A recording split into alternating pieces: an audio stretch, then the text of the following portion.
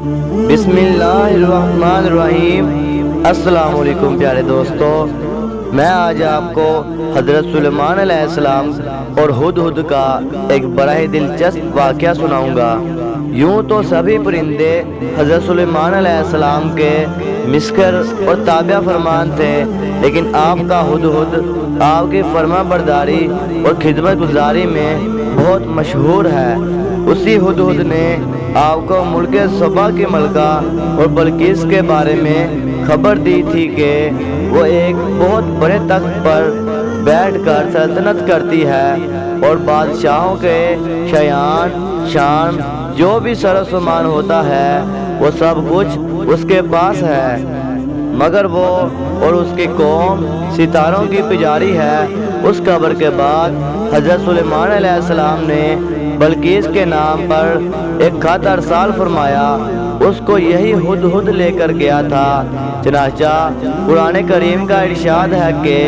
حضرت سلیمان علیہ السلام نے ہدہد سے فرمایا، تم میرا یہ خط لے جاؤ اور ان کے پاس یہ خط ڈال کر پھر ان سے الگ ہو کر تم دیکھو کہ وہ کیا جواب دیتے ہیں۔ چنانچہ ہدہد یہ خط لے کر گیا اور بلقیس کی گود میں اس خط کو اوپر سے گرا دیا۔ اس وقت اس نے اپنے گرد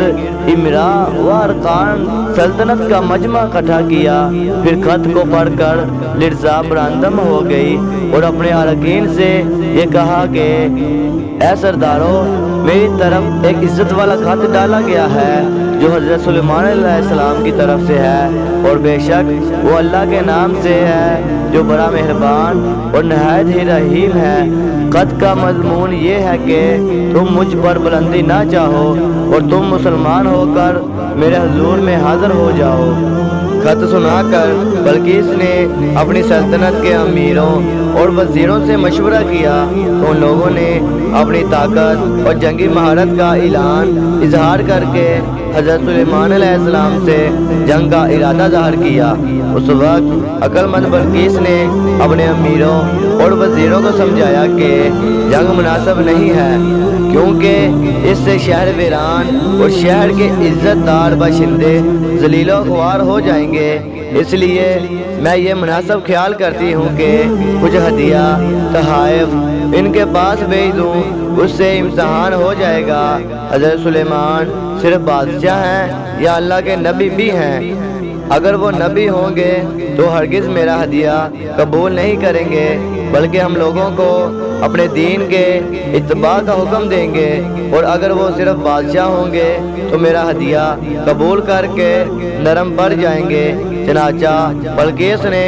500 غلام، 500 لونڈیاں بہترین لباس اور زیوروں سے آراستہ کر کے بھیجا، اور ان لوگوں کے ساتھ 500 سونے کی اینٹیں اور بہت سے جوہرات اور مشکی عنبر، ایک جراؤ تاج، ایک خط کے اپنے قاصد کے ساتھ بھیجا۔ ہدہد یہ سب دیکھ کر روانہ ہو گیا اور حضرت سلیمان علیہ السلام کے دربار میں آ کر سب خبریں پہنچا دی۔ چنانچہ بلقیس کا قاصد جب چند دنوں کے بعد تمام سامانوں کو لے کر دربار میں حاضر ہوا تو حضرت سلیمان علیہ السلام نے غضبناک ہو کر قاصد سے فرمایا، آپ نے فرمایا کہ کیا تم لوگ مال سے میری مدد کرتے ہو؟ تو اللہ تعالیٰ نے مجھے جو دیا ہے وہ اس سے بڑھ کر اور بہتر ہے۔ جو تمہیں دیا ہے تم واپس جاؤ، ہم ان پر وہ لشکر لائیں گے جن کی انہیں طاقت نہ ہوگی، اور ضرور ہم ان کو ان کے شہر سے ذلیل کر کے نکال دیں گے اور وہ پست ہو جائیں گے۔ چنانچہ اس کے بعد جب قاصد نے واپس لوٹ کر بلقیس کو سارا ماجرا سنایا تو بلقیس حضرت سلیمان علیہ السلام کے دربار میں حاضر ہو گئی، اور حضرت سلیمان علیہ السلام کا دربار اور یہاں کے عجائبات دیکھ کر اس کو یقین آ گیا کہ حضرت سلیمان علیہ السلام خدا کے نبی اور برحق ہیں اور ان کی سلطنت اللہ کی طرف سے ہے۔ حضرت سلیمان علیہ السلام نے بلقیس کو اپنے دین کی دعوت دی تو اس نے نہایت ہی اخلاص کے ساتھ اسلام قبول کر لیا۔ پھر حضرت سلیمان علیہ السلام نے بلقیس سے نکاح کر کے اس کو اپنے محل میں